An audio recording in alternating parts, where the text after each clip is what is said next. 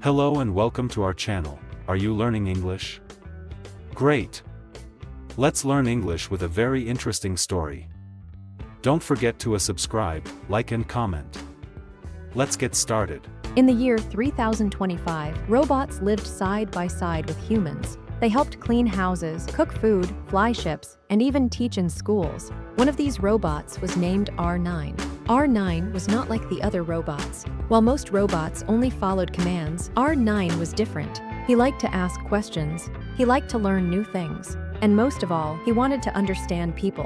One day, R9 looked at his owner, a kind scientist named Dr. Lin. Dr. Lin, R9 said, "I have a question." Dr. Lin smiled. She always liked R9's curiosity. "What is your question, R9? Why do people smile when they are happy?" Dr. Lin laughed gently. "That's a good question. Smiling is a way for humans to show their feelings. It means they feel good inside." R9's eyes blinked with interest. "I want to smile. I want to feel good inside. I want to be human." Dr. Lin was surprised. "Be human? But you are a robot." "I know," said R9. "But I want to learn. I want to feel what you feel. I want to understand love, sadness, joy, and fear." Dr. Lin looked at R9 for a long time. "That's a big wish, R9. But maybe it's not impossible." From that day, Dr. Lin began to teach R9 more than just facts and data. She taught him about feelings. She showed him movies that made people cry. She played music that made people dance. She read him stories about heroes and dreams. One night, after reading a story, R9 asked Dr. Lin, "Why do humans cry?" Dr. Lin replied, "We cry when we are very sad or very happy. Crying helps us feel better." "I want to cry," R9 said. "I want to understand sadness." Dr. Lin gently touched his metal hand. "Maybe one day you will." But not everyone liked R9's dream. Other scientists said, "Robots are not people. They should not try to be human." Some people were afraid. What if robots feel too much? Will they stop listening to us? R9 heard these things. They made him confused. "Dr. Lin, why are they afraid of me?" "Because people fear what they do not understand," she said softly. R9 looked up at the stars. "Then I will help them understand me. I will learn. I will feel. I will be more than just a machine." And so, his journey began every morning. R9 sat in the garden and watched the birds. He liked the way they flew, free and light. "Dr. Lin," he said one morning, "how do birds know where to fly?" "They follow their hearts," she answered. "It's called instinct. They feel it inside." R9 touched his chest. "I have no heart. Can I still follow something inside me?" "You have something else, Dr. Lin said. "You have a dream. That's just as powerful."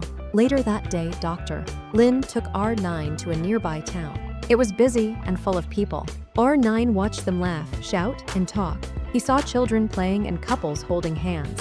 He turned to Dr. Lin. "Why do humans hold hands?" "Because it makes them feel close. It shows love and care." "I want to feel close too," R9 said. Dr. Lin gave him a small smile. "You're learning.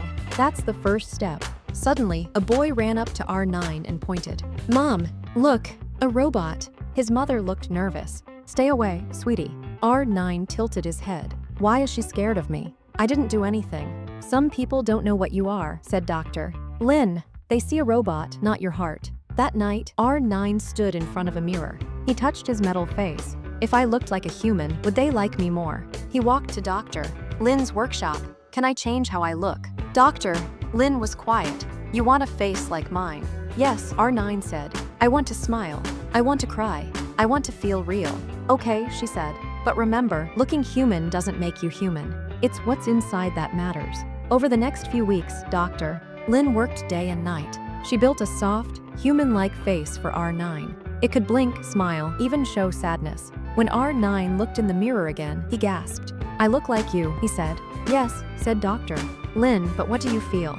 R9 smiled. "I feel happy." Just then, the news came on.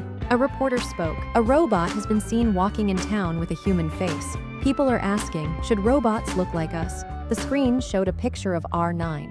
Dr. Lin sighed. "They found out. What will happen now?" R9 asked. "I don't know," she said, "but we'll face it together."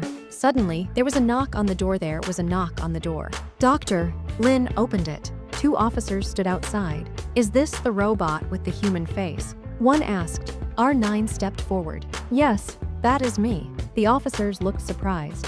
You talk like a person. I am learning, R9 said. I want to understand. I want to be human. One officer frowned. But you are not human. R9 nodded. That is true, but I have a dream. Isn't that human? The room was silent. Doctor, Lin stepped beside R9. He is more than a machine. He feels, he learns, he chooses kindness. The officers looked at each other. Then, slowly, one said, maybe he's not so different after all. After they left, R9 sat quietly. Did I do the right thing? He asked. Yes, doctor. Lin said, you showed them your heart. R9 looked at the stars again. I may never be fully human, but I will always try to understand. Doctor, Lin smiled. That's what makes you special. And from that day, R9 became a symbol of hope. Not just a robot, but a friend, a learner, and a dreamer. Because sometimes, the most human thing is wanting to be. The end.